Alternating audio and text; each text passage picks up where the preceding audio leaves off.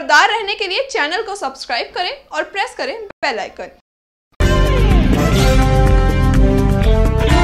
नमस्कार, स्वागत है आपका इंडिया टाइम 24 न्यूज में। मैं आपके साथ साक्षी सिंह। केंद्र की मोदी सरकार लगातार अर्थव्यवस्था के मामले को लेकर घिरती जा रही है। जहां उसे एक तरफ अर्थव्यवस्था को पटरी पर लाने के लिए सामना करना पड़ रहा है, तो वहीं दूसरी तरफ उसे विपक्षी दलों के सवालों का भी सामना करना पड़ रहा है। आइए देखते हैं हमारी ये खास रिपोर्ट।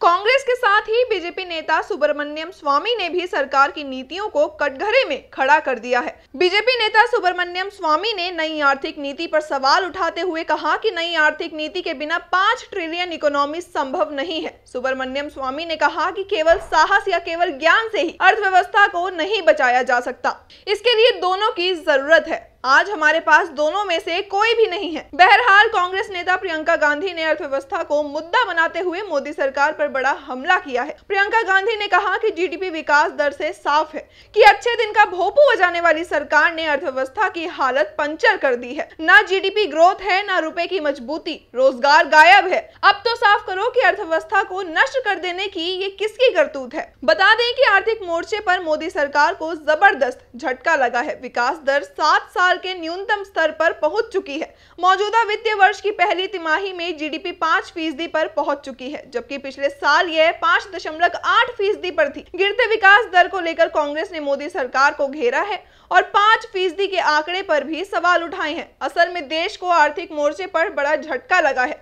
आर्थिक वृद्धि दर 2019 से 2020 की पहली तिमाही में घटकर सिर्फ 5% रह गई है। जीडीपी की हालत पिछले 7 सालों में सबसे खराब स्थिति में पहुंच गई है। दरअसल पहले इसी तिमाही में जीडीपी 8% थी। मैन्युफैक्चरिंग, कंस्ट्रक्शन और कृषि सेक्टर की हालत खराब बताई जा रही है और सवाल ये खड़ा हो रहा है कि 5 साल में कैसे बनेगी $5 ट्रिलियन की इकोनॉमी। एनएसओ के जारी आंकड़ों के अनुसार पहली तिमाही यानी कि अप्रैल-जून में विकास दर 5.8% से घटकर 5% हो गई है। पहले चालू वित्त वर्ष के लिए जीडीपी 7% रहने का अनुमान रखा गया था। एक साल पहले इसी तिमाही में जीडीपी की दर 8% थी, यानी एक साल में पूरे 3% की गिरावट दर्ज की गई है। मैन्युफैक्चरिंग सेक्टर पिछले वित्त वर्ष के 12.1% की तुलना में महज 0.6% की दर से आगे बढ़ सका है। वहीं एग्रीकल्चर और फिशिंग सेक्टर पिछले वित्त वर्ष की पहली तिमाही के 5.1% की तुलना में 2% की दर से आगे बढ़ा है। अगर कंस्ट्रक्शन सेक्टर की बात करें तो यहाँ 5.7% की तेजी रही, जो पिछले वित्त वर्ष की पहली तिमाही के 9.6% की तुलना में 3% से अधिक गिरावट है। फाइनेंशियल, रियल एस्टेट और प्रोफेशनल सर्विसेज पिछले वित्त वर्ष की पहली तिमाही के 6.5% की तुलना में 5.9% की दर से आगे बढ़ा है। इलेक्ट्रिसिटी, गैस, वाटर सप्लाई समेत कई अन्य सेक्टर में मामूली तेजी देखने को मिली है। पिछले वित्त वर्ष की पहली तिमाही के 6.7% के मुकाबले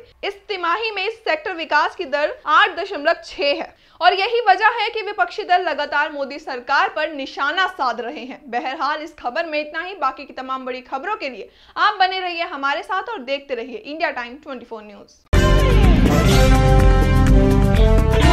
खबरों से खबरदार रहने के लिए चैनल को सब्सक्राइब करें और प्रेस करें बेल आइकन।